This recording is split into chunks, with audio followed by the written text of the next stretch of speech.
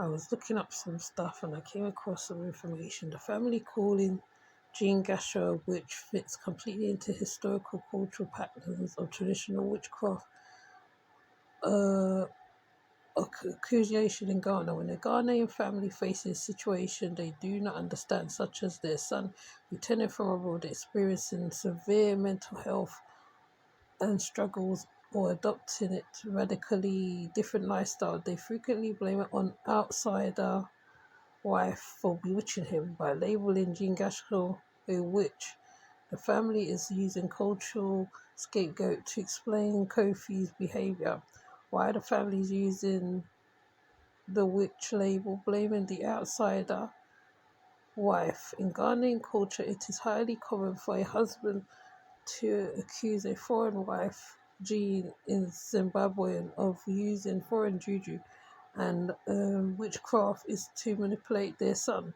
It allows them to protect their family name by claiming their son is a victim of spiritual spell rather than admitting he is unwell. Explaining his dramatic behavioral shift, Kofi Olufa went from being a conventional opera singer to living in the Scottish woods, proclaiming himself as a messiah and setting up the kingdom of Kabbalah instead of recognizing the actions as a potential sign of a severe psychological or dysfunctional episode. His family believed Jean Gachon cast a spell to make him act this way, justifying the force that they have come to by declaring that he is under a witch's spell.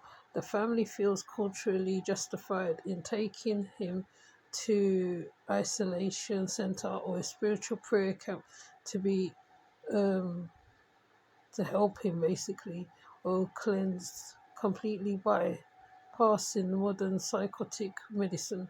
The danger of the current center, because they believe he is spiritually um, taken by a witch. The center they have put him in is highly unlikely to be a medical hospital.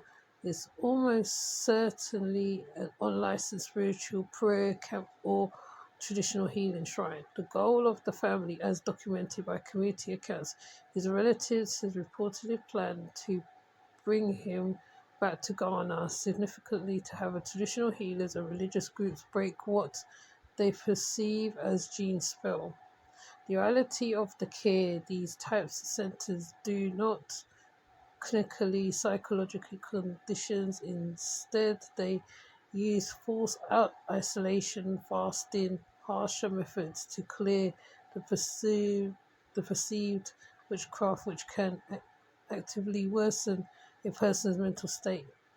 What needs to happen next? If you are involved in trying to help or coordinate with the family, the narrative will most change immediately. Reform issue challenges the family witchcraft claim by insisting that his actions from the Scottish woodland encampment to his interviews landing at Accra airport are medical psychological signs that require critical doctors and not spiritual healers. Locate the facility to find out. Oh, this is where it's located. It's in Accra. He's in a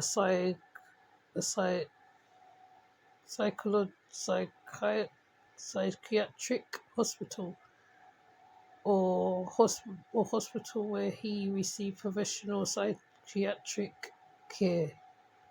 So yeah, that's the information that was found on her and the taboos on how Ghana deals with the saying that a wife is a witch. So they've gone and they have literally put him in a center, which I said before, and yes, that's why she cannot go to Ghana basically, because they'll put her into a witch camp, right? So I'm gonna look to get the witch camp in Accra, in Ghana. I'm saying Accra, but I'm gonna see what it says.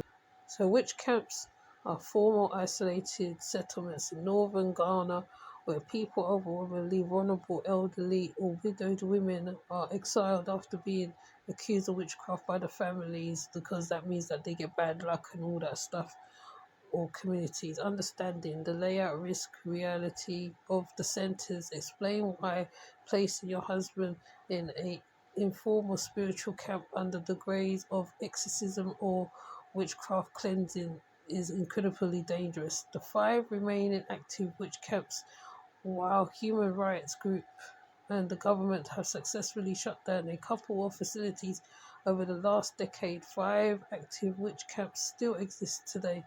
Are located eventually within the northern and northeast regions of Ghana. I can't say the names because they're hot. So the conditions inside: extreme deprivement. These camps are not medical clinics or treatment facilities. They are pockets of severe poverty where residents live in the mud huts with no running water, no electricity, no modern healthcare, no rehabilitation. The camps exist strictly to isolate accused individuals to home community feels safe from their spells. They offer absolutely no psychology, therapy, or psychotic evaluation. The danger to your husband. If the husband has been placed in a facility because the family blame, oh yeah, did that one already.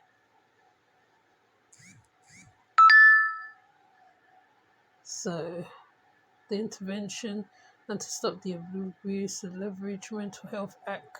So there's a mental health act in Ghana as well. So yeah, thanks. So that's what I put for the video, and you can leave a comment in the comment section and tell me what you think.